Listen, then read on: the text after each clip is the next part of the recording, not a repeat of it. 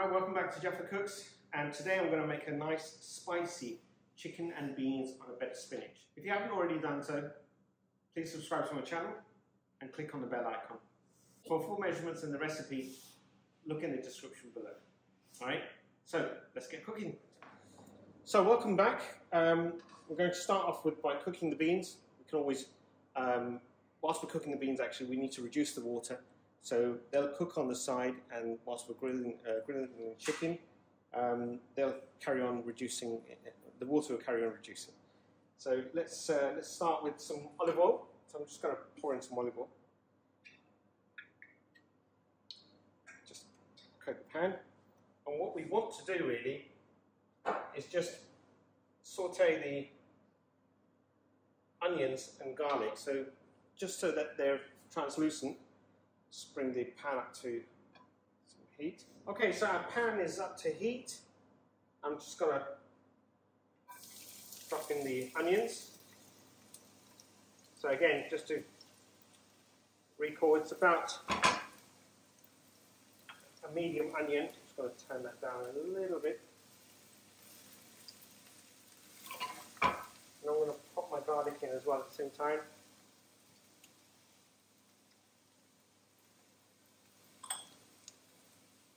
See if we can just reduce heat a little bit. Again, we don't want to overcook them, so if you find that they're browning off, reduce the heat and just spread them out a bit more.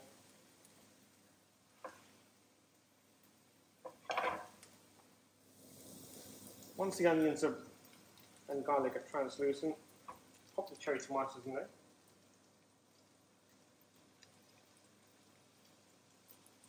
Try and keep the cherry tomatoes to the ingredients. You can buy other tomatoes, obviously, but some of them will release a lot more water. So the objective is just to get a bit of tartness and sweetness from the tomato.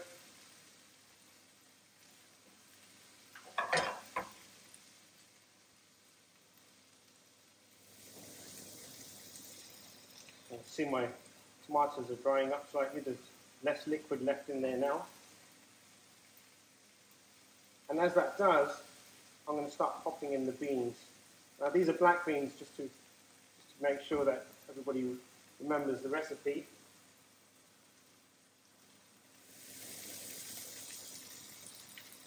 So I'm just going to strain the beans in the liquid. We're not going to throw the liquid away. I'll put it in the pan in a minute. I just want to bring the beans up to heat. If I pour everything in one go, it may end up turning into a mush. So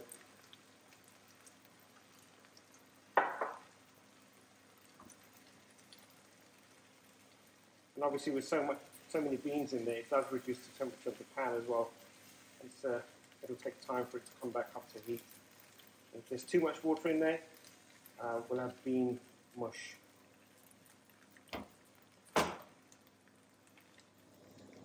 I'm going to put some salt and pepper to taste. Now again, just to recall, some of these beans do come with added salt. Some of them come with no salt at all. So do bear in mind before you put the entire ingredients of salt as described in the recipe.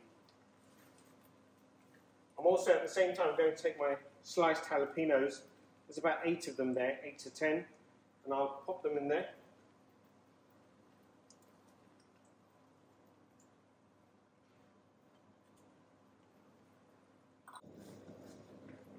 And whilst they're cooking away, once they come up to heat, which is right about now, I'll start pouring the juice of the beans.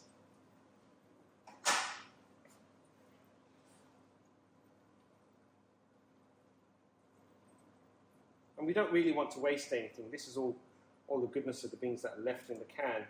A lot of cooks, they tend to drain it out and throw it away. Whereas, why throw it away when it's got all that juice? So much in there that you're just pouring down the sink. So what I'm going to do is I'm just going to allow it to boil, or bring it up to heat a bit more, and then I'm going to put it on the back burner on a low heat to simmer for about 10-15 minutes whilst we griddle the chicken.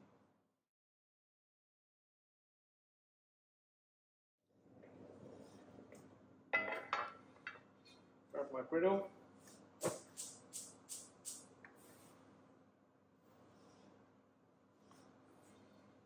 Now again, if you're grilling meat, the best way to grill meat is have a nice hot pan or griddle.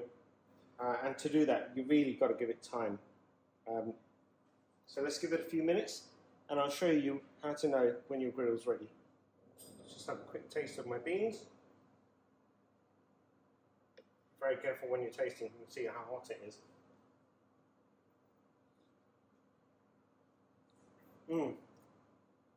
Definitely the jalapenos are coming out. It's really tasty. Just quickly check my griddle. I mean, there's a couple more minutes actually, maybe just a couple more minutes. So, but just by sprinkling some water, you can see that how quickly the water disappears. You know how hot the griddle is. So maybe it's time to really take your chicken and start grilling it. Now, the secret about grilling chicken or grilling any kind of meat is basically putting it on the griddle and just leaving it. So I'm just literally going to take chicken, pop it on there, and then just leave it. Now don't forget, if you put them all in one go onto the griddle in one area, the pan will cool down. So I'm just going to put maybe 6 or 7 pieces, maybe 8, just to cover a maximum surface area.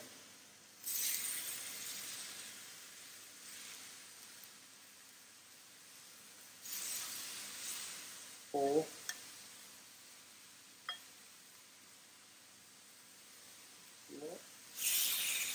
Large one there.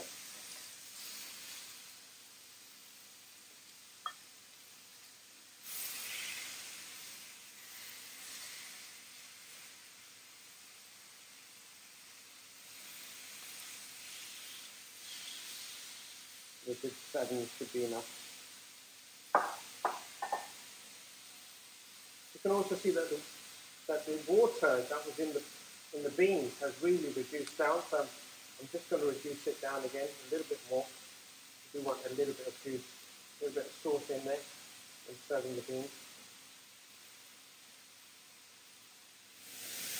For the chicken, probably 3 minutes each side. For the smaller ones, maybe 2.5. So let's just give it a couple of minutes and I'll turn them over. You may be really tempted to turn over your chicken at this moment in time, but I'd advise you not to.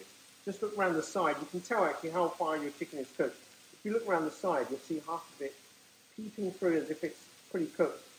So I'm just going to, at this moment in time, just going to take one. You can see how well it's done. Yep, it's done well.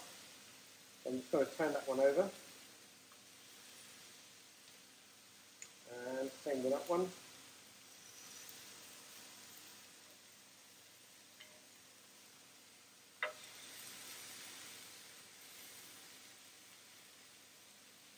I think the larger ones will take a little bit more time.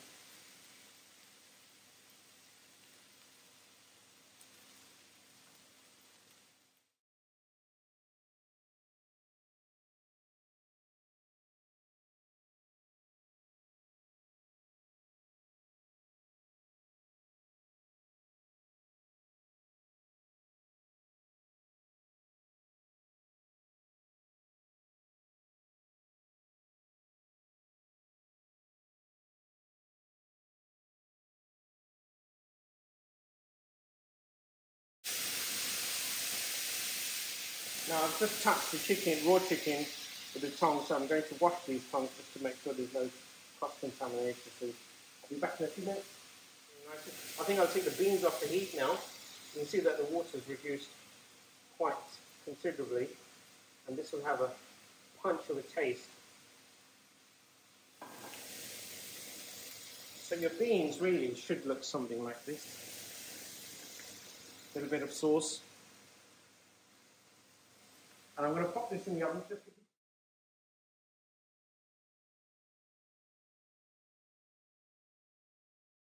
cook from one side. So you can see that the chicken's a little bit of fat on there. It's nicely caramelized.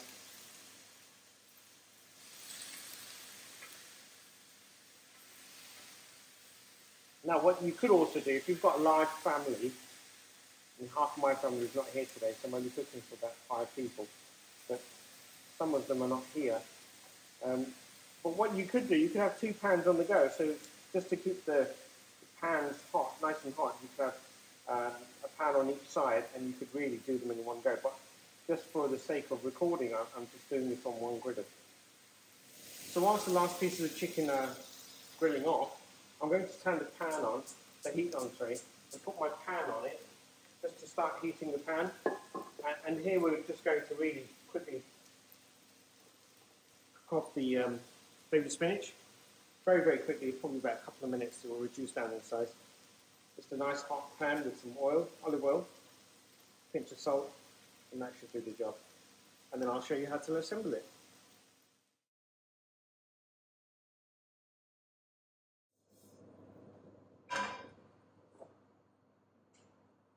So I'm actually going to pour some olive oil on it, the pan.